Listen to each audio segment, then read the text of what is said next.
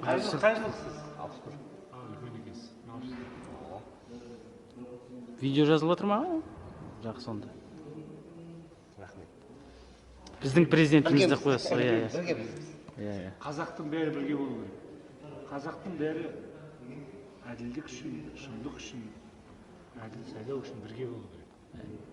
Сайлауда бәріміз бірігуіміз керек. Кім шындықты қолдайды, сол шыққан адамды қолдау керек. Мен айттым ғой, басқа біреу шықса, мен де шығар едім соны қолдап. Сондықтан бұл жерде өзі сайлау қанша үш-ақ апта қалды. Ырым-жырым болатынды керегі жоқ. Халықтың басын қатырудың керегі жоқ. Сіз бірге болу.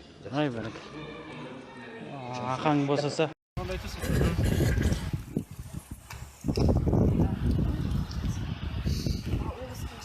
Құрметті ағайын, мынау бізді Фейсбукта жоғалтып қайда жүр деген бір әңгімелер естіп жатырмыз. Біз осының алдында Алматы қаласында болғанбыз. Бүгін таңертең пойызбен өзіміздің штабтың өкілдерімен қасиетті Қостанай өңіріне келдік. Қостанай өңірінің Қазақстан экономикасында алатын орнын білесіздер. Оның ішінде біз о бастан айтқанбыз, Ресеймен шекаралас облыстардың жағдайына біз қанықпыз.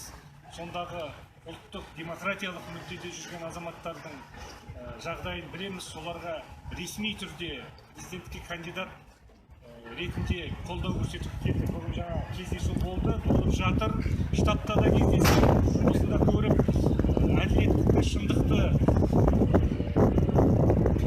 бостандықты, ұлттық идеяны аңсап, сол үшін шаршамай еңбек етіп жүрген азаматтарды көрдік. Соның ішінде жаңа біз өз сөзімізде де таратылып кеткен облыстардың тағдырын, соның ішінде осы Қостанай өңіріне тікелей қатысы бар Торғай өңірінің тағдырын, сондан ат артып азаматтар арнайы келген екен осы жиналысқа.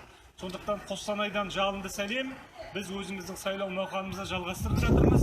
Қостанай қолдаса, Қосановты қазақтың көсегесі көгеретін шығар деп ойлаймын. Сондықтан осы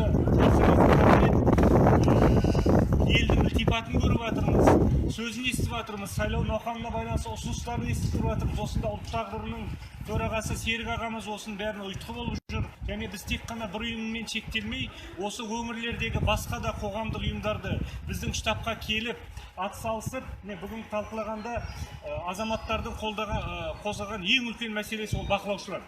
Яғни біздің ертең дауысымызды ұрлап алып кетпеу үшін біз бақылаушылар жүйесін қалыптастырып, соны мықты қылып, ертең шындықтың туы етуіміз керек. Сондықтан Анар замандасымыз, қарындасымыз осыған Қостанайда тікелей жауапты екен. Осы Қостанай өңірінің азаматтары штабқа хабарласыңыздар, сайлауда жолығайық.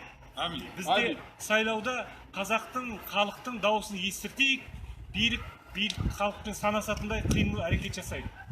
Қосанов біздің президент! Қосанов біздің президент! Қосанов біздің президент! Алға Қазақстан!